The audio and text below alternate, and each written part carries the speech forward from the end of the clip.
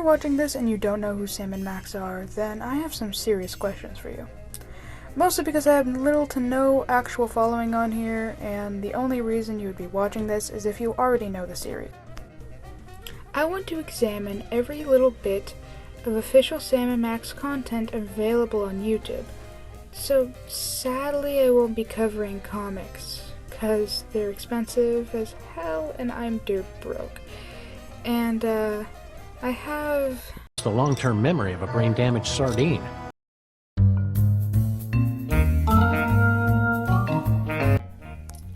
Starting with the first game, Hit the Road. Hit the Road came out in 1993, made by LucasArts based off the comic of the same name. It is widely regarded to be one of the best point-and-click adventure games of the era. Everything from the visuals, voice talent, and gameplay are regarded as amazing. The first thing I want to talk about is the voice talent. Sam was voiced by Bill Farmer, who has been the voice actor for Goofy ever since the Goofy movie, and has voiced Hop Pop in the Disney show Amphibia. Bill Farmer is particularly unique in his portrayal of Sam. Of all the different VAs for Sam, Farmer tends to have a deeper New York accent in his deliveries. His deliveries are often calm and laid back, as opposed to the more bouncy cartoon version that others VAs have. Max's voice actor was Nick Jameson, and not too different can be said for him. Similar to Sam, Max's New York accent is particularly thicker. The next thing I want to focus on is Sam and Max's relationship as it's shown in the game. Despite Jameson's and Farmer's deliveries, you can tell these characters have been friends for a while, just by the way they talk. It sounds no different from hanging out with your friend on a calm afternoon, only you're traveling across the country trying to figure out where a runaway Bigfoot went. Since it was the first piece of media outside the comics, it's more accurate to the comics than later games. Hit the Road was supposed to have a sequel in 2002, Sam and Max Freelance Police. It was the same voice crew from Hit the Road, but it was cancelled in 2004 when LucasArts took a new direction. Despite it being cancelled, there were still a bunch of creators that wanted to see this game come to life. These people are some of the same people who worked on 2006's game Save the World.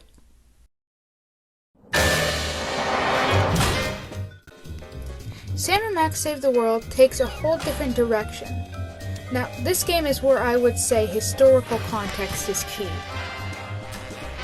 A lot of the time in Sam and Max Save the World, it seems as if some characters are, well, out of character.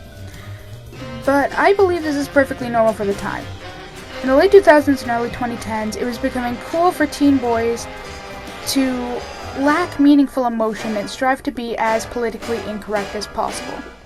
Now, Sam and Max Save the World was made in the late 2000s and early 2010s and was aimed at a teen male demographic. Now, I'm not accusing Telltale Games of pandering, I'm just saying it's a characteristic of the time for the game to have these attributes.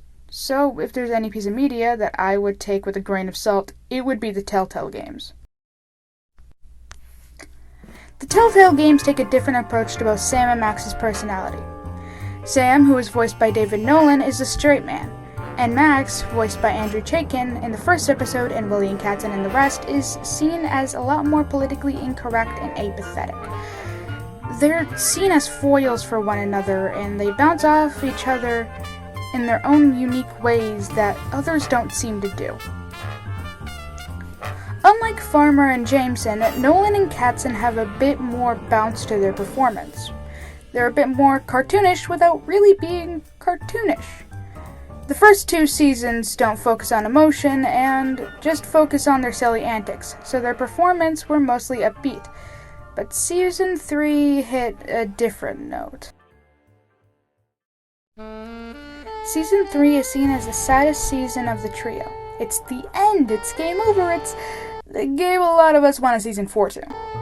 But when the script called for these two, William Katzen and David Nolan, to bring emotion into their performance, they did not disappoint. Quick spoiler for all of season 3. David Nolan's performance in season 3, episode 3, and the end of episode 4 were amazing. He brought across the emotion perfectly. Sadly, Katzen did not get too much of a chance to express as much emotion as Sam did. Even back in 2006, Max was seen as this kind of teen idol, but back then it was made for the aforementioned apathetic demographic, no matter how much it didn't quite fit his character. That doesn't mean Katzen didn't perform wonderfully, bringing a certain tone that Andrew Chaikin lacked in his performance in episode 1. Oh, right. I should probably talk about Andrew Chaikin. Andrew Chaikin, otherwise known as Kid Beyond, is a voice actor who's been working for Telltale Games for a long time, at least until they went bankrupt with Extreme Prejudice. Now, I'm going off of pure observation with this, but it seems as if Kid Beyond stepped to the plate as Max in the first episode because they didn't have anybody on hand. He was the only one on quick notice, but Kasten gave so much of a better performance and was thus replaced. But honestly, I don't think any of the Max voices are bad. I just think Kid Beyond isn't the best. He makes Max sound like he just went through puberty. Now I think it's time we get to the show. The general opinion on the show seems to teeter-totter on whether people think it's weak or the best piece of media out there. I don't think of Sam and Max content as weak. I think they all have their own different ways of telling these characters' stories. LucasArts presented their story in a silly way with nonsensical puzzles that often couldn't be figured out without walkthrough. Telltale Games presented their story as a modern, at the time, telling, leading it to be a little bit more apathetic than these characters usually are. And Fox, well, they did it right. Call an ambulance. Okay, in all seriousness, they did bring their own things to the table that others didn't. I feel need to be pointed out. I give full credit to Super Mario 64 for these points. These characters bounce off each other perfectly, you feel like they're real friends, and the voice talent is exactly what every other iteration should strive to be. Allow me to elaborate, starting with the voice talent and character behavior. Sam, who is voiced by Harvey Atkin, brings a beautifully cartoonish voice to his performance. Of all the voice actors that do Sam, I feel Harvey did the best, and sadly, we're never going to get that again. R.I.P. Harvey. Harvey brought a certain type of tone to his voice. He had a perfect cartoonish voice that fit Sam perfectly. This goes basically for every bit of Sam and Max content. You don't feel like you're listening to a voice actor in a booth, you feel like you're listening to these characters in an everyday life. Max, who is voiced by Rob Tinkler, is unique from the other Maxes in the series. Instead of being apathetic like the LucasArts and Telltale Games, he instead shows a great care for Sam. You can hear it in Rob's voice. Rob does an excellent performance as Max, and many consider it the best. I especially like the voice fluctuations. Woo. Oh, please. It's a crafty one, I tell you. You spend it off our clumsy advances. How I hate that. You should have thought of that before we left, Sam. We're not dead yet, stupid squirrel. Come out! Praise the Lord! Instead of being foils to each other, like they are in the Telltale Games, they rather bounce off each other, like two drastic shades of the same color. Sam is more chilled out, but still contains a lot of the same insanity that Max does. And Max is more prone to insanity. So think of the difference between maroon and bright red. They're both still red, just different shades. The next and most recent game to talk about is This Time It's Virtual, the first VR game in the franchise.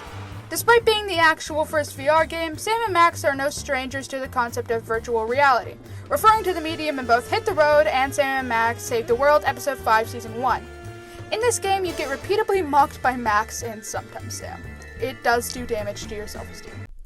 I had a hard time watching the playthrough. The game requires you to complete a series of tasks along with missions. The game isn't too focused on Sam and Max's relationship as it is on you, the player, which sort of takes something away from the game. David Nolan reprises his role as Sam and does a good job at it, as he did in the Telltale Games, but William Katzen did not. Kasten is known for being elusive, so it's not unexpected that he didn't come back. But who replaced him? Well, who other than Dave Boat, who also voiced Max in Poker Night 2, and is a perfect match of Kasten, if not a tiny smidge lower. The conversation between Sam and Max in this game are few and far between, mostly because they're talking to you, the player. That doesn't mean there aren't a few good bits.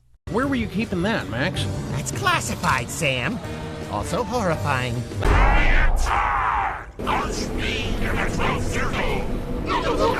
I'm Sam, and this is my huggable partner, Max. Please don't hug me. Max's personality seems to have changed from the Telltale games. He's a lot less apathetic, showing that he genuinely cares for Sam, going on a rescue mission to help him, and even sucking up his pride to work with you. So if there's one good thing to say about the game, at least they fixed Max. Now that I've covered basically every form of media, let's take a deep dive into their relationship and what I expect from them in the future. Holy bouncing Buddha, Max. We're in 3D. It's been done. Makes you feel kind of insignificant, doesn't it, Max? I always feel that way about you, Sam. A bazooka, Sam! A bazooka! Oh, just give me a moment to savor this. Oh, yes. Sam and Max has had a recent revival. And I mean recent. With this new revival comes new opinions or old ones amplified. The biggest one being Sam and Max's relationship being potentially romantic. I don't doubt this, but I want to dive into the opinions I've seen and where I fit into this. The most common opinion I see is that they're married, and yeah, that checks. Lots of times when I see people discuss their relationship in this way, it's either in a romantic context or a not so wholesome context. And where I fit into this is sort of neither. I don't want to make this too much about me and what I think, but I've yet to see this opinion be passed around as much as the others. I kind of think of it as if you got married to your very best friend and still had romantic feelings for them, where the relationship turns more silly than it does romantic. I think that way because I sort of want a relationship like that myself, but that's besides the point. Now, the next opinion that I see is people who disagree completely, and those people are clinically blind. Nah, I'm just kidding. You can have your own opinion, but it's pretty hard to ignore what's canon and what has been shown openly in every piece of media. Like, there's too many things. There's too many evidence. I also see that there are two extremes. The ones who really ship Sam and Max to the point of being annoying, and the people who argue so much against it that it becomes annoying. Many of them are not open to argument, which could blossom into a minor shitstorm if this resurgence continues. What do I expect from them from the future?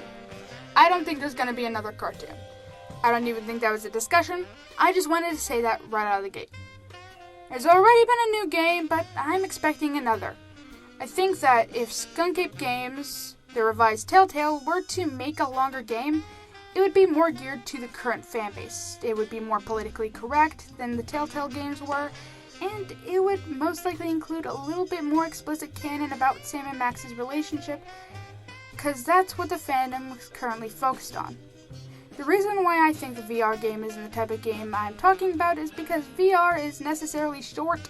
Unless you're playing an online game or something like Beat Saber, Sam and Max aren't necessarily long because VR is much harder than making games like Telltale games. Even in Sam and Max, this time it's virtual, you can still tell they're already adjusting to their new fanbase.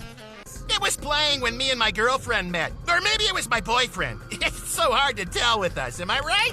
Now we can only dream for another Sam and Max game after virtual. 'Cause, God, the amount of time that must have taken. But regardless, I don't think it's out of the realm of possibility. I have a prediction for the next game based on how the series is taking its direction right now and the current fan base around it. I believe that the voice talent is going to be David Nolan and Dave Boat. As much as we're going to miss Katzen, I don't think he's coming back for another game. The game is going to have a much warmer atmosphere and adapt to the current fan base. And, as I said before, I think there's going to be a lot more talk about their relationship in future games. Okay, post-recording elaboration. When I say I think there's going to be a lot more focus on their relationship, I don't mean that's mostly what we're going to hear about. It's still going to be fairly low-key. I don't think Sybil is going to be included, or many of the other minor characters. I mean, maybe Bosco. I also think the graphics are going to be a lot better given today's technology. Do I think it's going to come out anytime soon? Heck no. 2024 at least. I'll be damned if it comes out any sooner than that. Since it hasn't even been announced, it doesn't even have a name, and this is a prediction. Now, that is the most accurate thing to happen as of right now.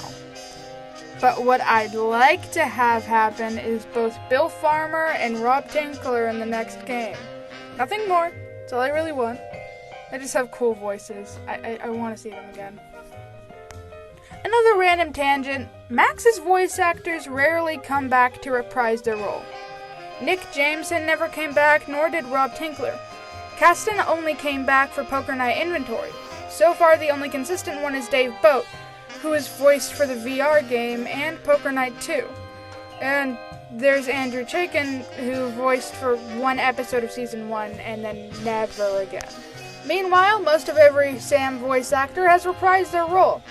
Bill Farmer almost reprised his role in Freelance Please before it was cancelled, and David Nolan has been Sam since 2006.